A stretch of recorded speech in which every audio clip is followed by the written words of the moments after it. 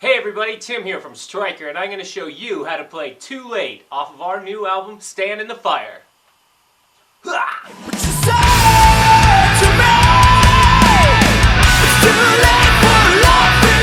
As always, we're tuned to D standard.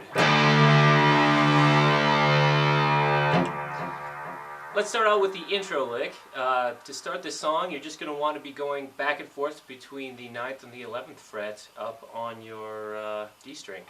It sounds a little something like this.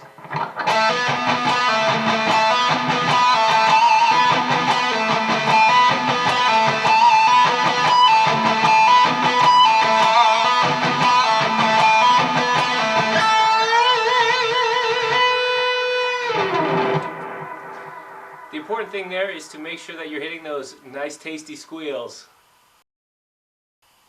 Alright, moving on to the next part of the intro. It's a repeating pattern that starts on the 13th fret on your G string, and it just kind of moves up in a repeating pattern of 13, 12, 14 up on the high strings. It sounds a little something like this.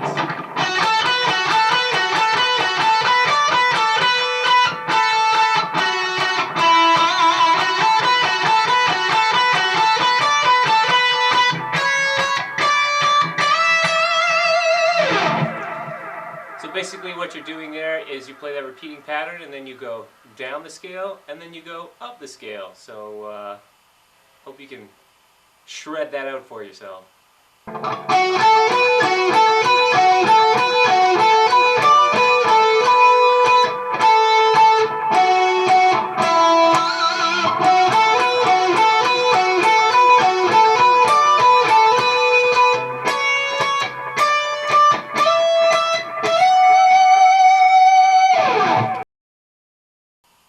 Alright, the riff that goes on underneath that lead part in the intro is actually the chorus riff. So once you get this down, you'll be able to play through most of the song actually. It starts out with a power chord on your 4th fret on your A string. It goes like this.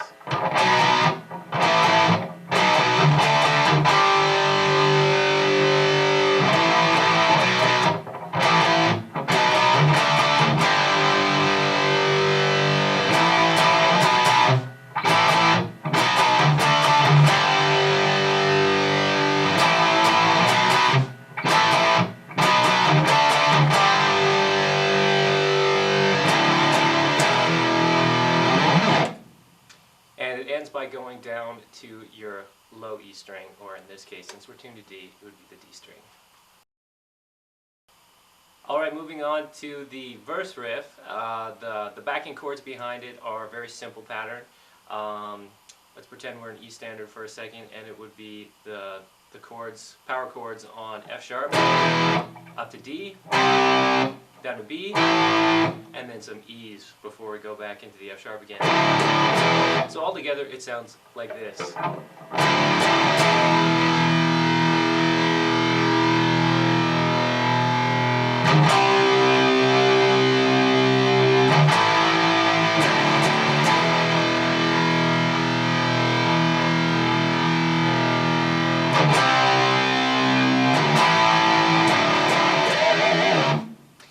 One thing to make sure you're paying attention to is hitting the ghost notes between the chords. Alright, this is the clean bit that's played over top of the verse chords. It goes a little something like this.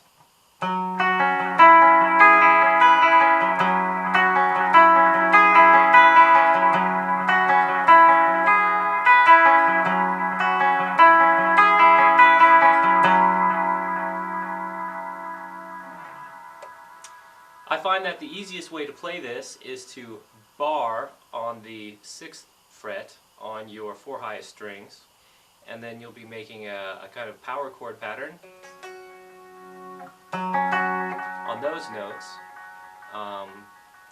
with your ring finger and your pinky up on the next highest frets, and then you'll just be moving your pinky and your middle finger as you move through the different arpeggio or broken chords, sounding like this.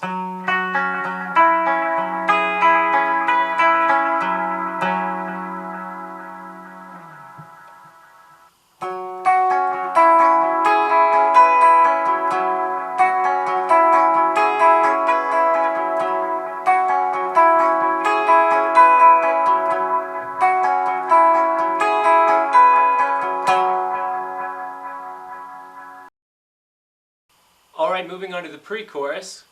Coming out of the verse, you're going to want to start on the F sharp again, the good old 2nd fret on your low string. And then the riff is centered around the 2nd fret, the 5th fret, and the 7th fret. And it goes like this.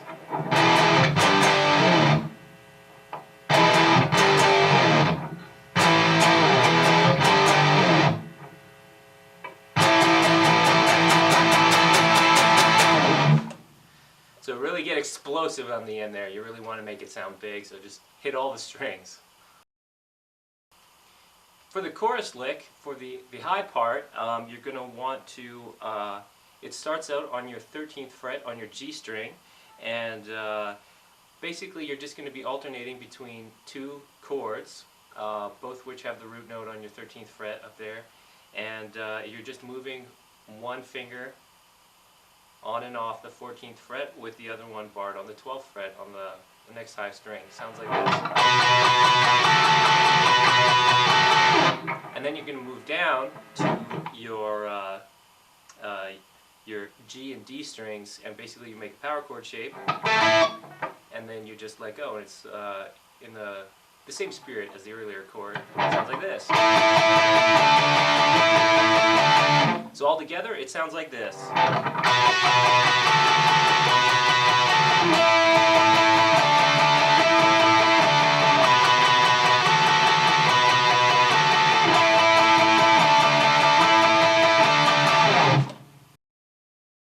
Alright, moving on to the solo. This is the solo backing part. The solo backing part has a little bridge, which is just your good old favorite F sharp note again.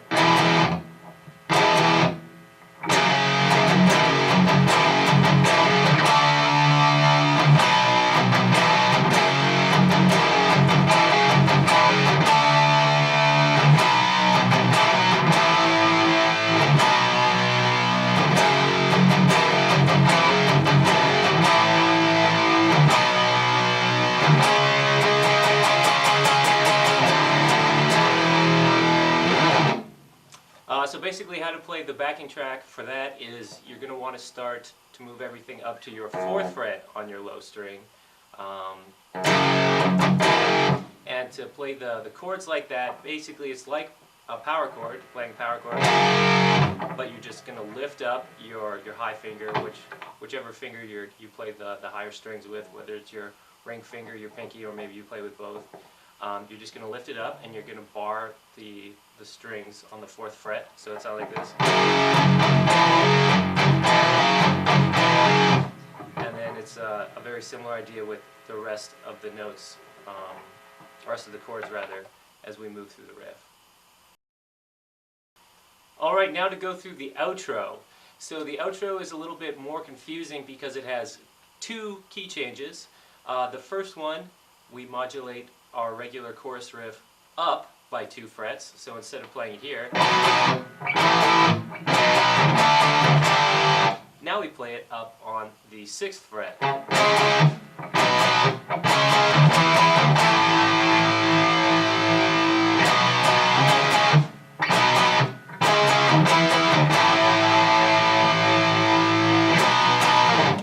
And then after we do that twice, we go down to the 4th fret on your lowest string. It sounds like this for the very last part of the outro.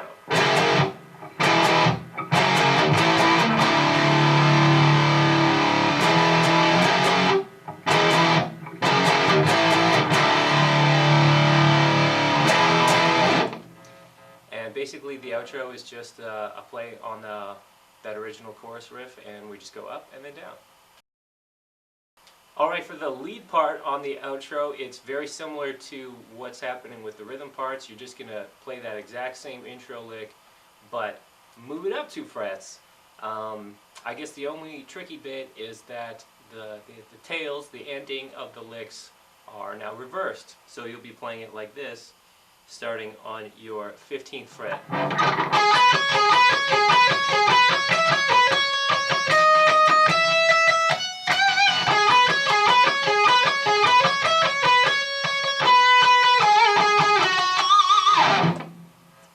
Same exact pattern as before, except like I said, moved up 2 frets, and the tails are backwards.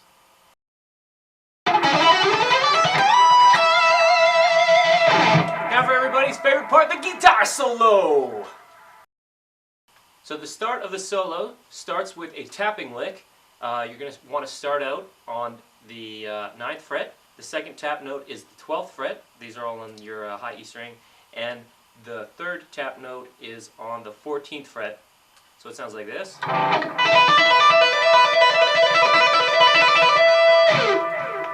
And when you come out of that, you're going to want to slide up to the 16th fret. And then after we do that, we move up to a little ascending scale. It sounds a little something like this.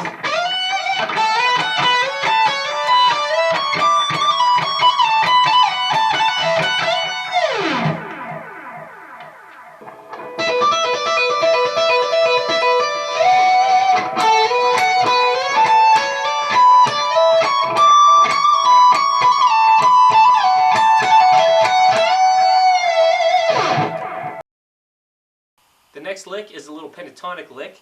You're going to want to start out on the 16th fret of your high B string, and then you'll be hammering on and pulling off on the 19th and 21st frets, as well as the 19th fret of your G string. It sounds a little something like this.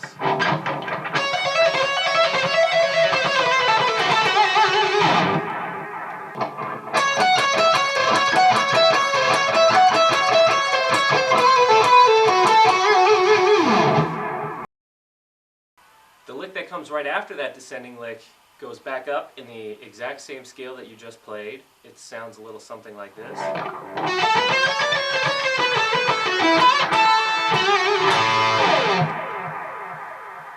So with that little scale, again, you're starting on that same note that you ended the previous scale, which is your 18th fret on your D string. And you go up in that same kind of bluesy scale. And you, I guess the really challenging part is ending with the bend and hitting the extra strings at the end. That's what really gives it the bluesy feel, so that's an important little lick to hit.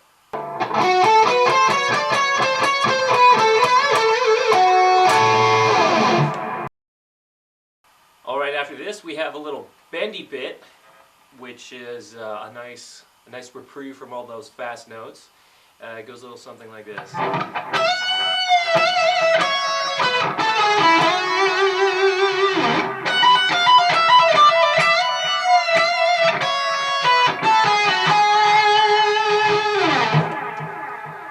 Now the two bending sections, the little descending patterns,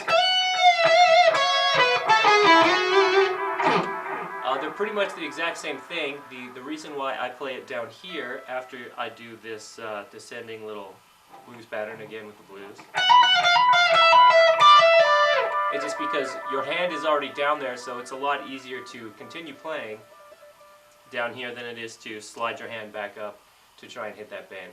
The first bend, you're going to want to start out on your 19th fret, and that's a full step bend.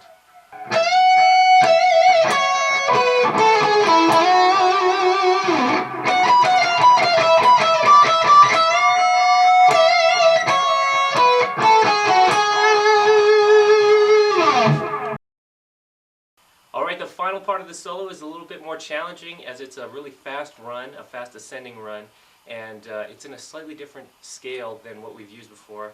You're going to want to start out on your 13th fret of your D string, and it sounds a little something like this.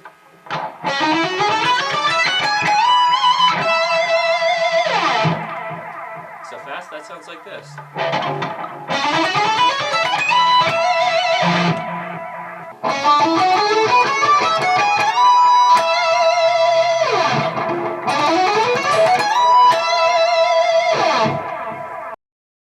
Thanks for checking this video out, and don't forget that you can find the tab for this song, which has everything that you'll need to know.